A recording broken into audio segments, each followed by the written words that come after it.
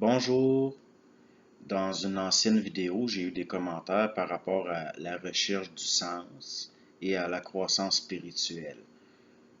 Moi, personnellement, la recherche du sens, c'est complètement brûlé. La recherche du sens, à mes yeux, n'a pas de sens.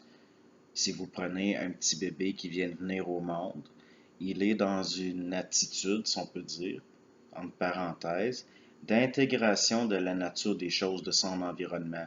Et c'est là que immédiatement la pollution commence par l'entourage. C'est vibratoire au début carrément. Et puis ensuite, par la pollution au niveau de ce que les collectifs, là, le psychologique et tout ça, il va tomber dans la virtualité de la recherche du sens.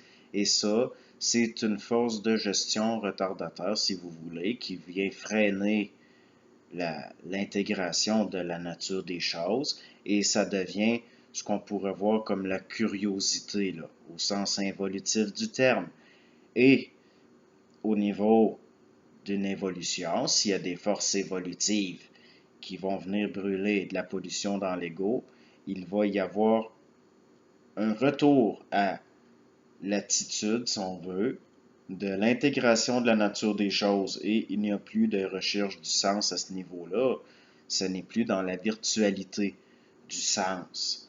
Parce que la nature des choses, ce n'est pas une question de sens au sens virtuel. Là.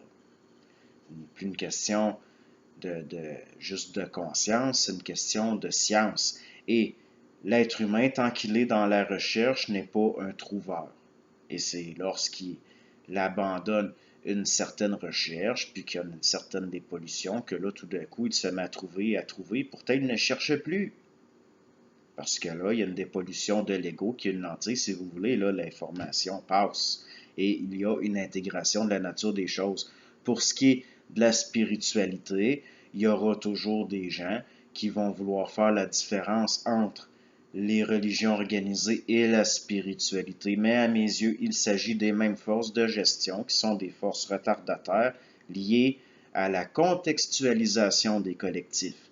C'est-à-dire que pour que des civilisations existent et puis pour protéger la génétique humaine, ça prenait des tabous comme le tabou de l'inceste. Et c'est là que certaines forces, par l'intermédiaire de ce qu'on pourrait voir comme le mysticisme qui engendre les religions, qui engendre la spiritualité, et que là, ça agit au sens d'une régulation. Mais une fois que ce processus-là est vu et qu'il est compris, il n'y a plus de spiritualité qui tient. Tout ça devient tout simplement de l'intégration des aspects de la réalité qui autrefois étaient occultes et réinterprétés au niveau de symboles, de dogmes et de doctrines. Parce que je n'ai jamais vu quelqu'un de spiritualisé réaliser que, au fond, l'esprit, c'était de la gestion, donc de la manipulation, si on peut dire. Et je n'ai jamais vu quelqu'un de spiritualisé chez qui je ne pouvais pas reconnaître de l'influence qui ne venait pas de lui, qui venait des collectifs, qui venait du mémoriel, qui venait, bon. Et puis ça vient, c'est de la gestion au sens où ça va être retardataire par rapport à l'individuation. Et puis, dans le supramental, il y a beaucoup de gens qui veulent combattre, entre guillemets, ce qu'on appelle l'astral. Ils veulent neutraliser l'astral. Et puis finalement, ils finissent par combattre des moulins à vent qu'ils nourrissent, mais qui sont quand même des forces effectives. Et le fait est que la colère humaine et l'opposition humaine face à l'occulte, au fond, au niveau où je la vois, ça fait simplement partie d'un processus d'individuation. L'être humain il devient en colère lorsqu'il voit la manipulation, c'est-à-dire la gestion. Il tombe en opposition face à l'occulte, qui parfois c'est des choses qui ne sont même pas occultes là, à mes yeux.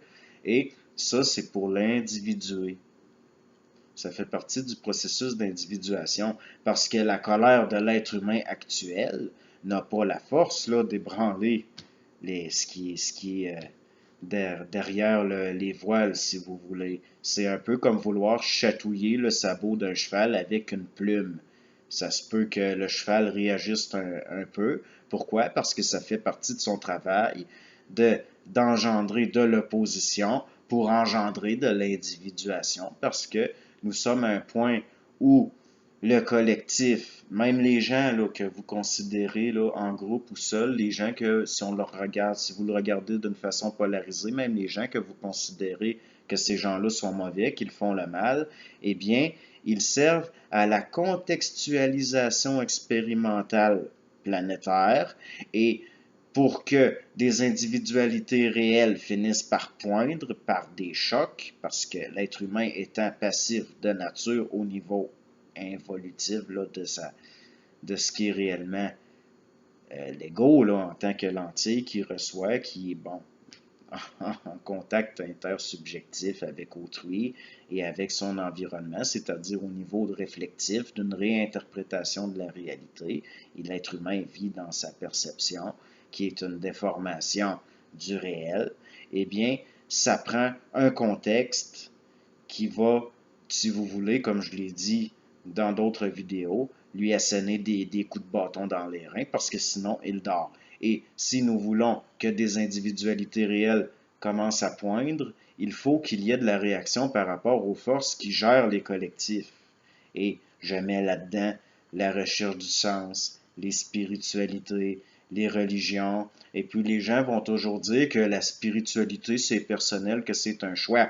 Mais l'être humain qui est polarisé, soit dans la croyance, soit dans le doute, et vous le verrez chez les gens qui sont dans la croyance, que la foi vient tout le temps avec le doute et qu'ils passent de période à d'autres, mais qu'ils s'en remettent à leur foi pour combattre. Il y a quelque chose d'une action-réaction, ça devient de la compensation. Si l'être humain est polarisé entre la foi et le doute, c'est parce qu'il ne sait pas. C'est parce qu'il ne sait pas. Sinon, quelqu'un qui sait n'a pas besoin de douter ou de croire. Donc, c'est quoi ce savoir-là? Eh bien, pour ça, il faut sortir d'une attitude liée à la connaissance, qui est du mémorial lié au collectif, afin de recouvrer un ego dépollué en tant que lentille par rapport à l'information qui descend. Pourquoi? Pour retomber dans une attitude, entre guillemets, d'intégration de la nature des choses. Et ça, c'est complètement à l'opposé de la recherche du sens au niveau virtuel, réflectif, intellectuel de l'être humain actuel. Merci, bonne journée.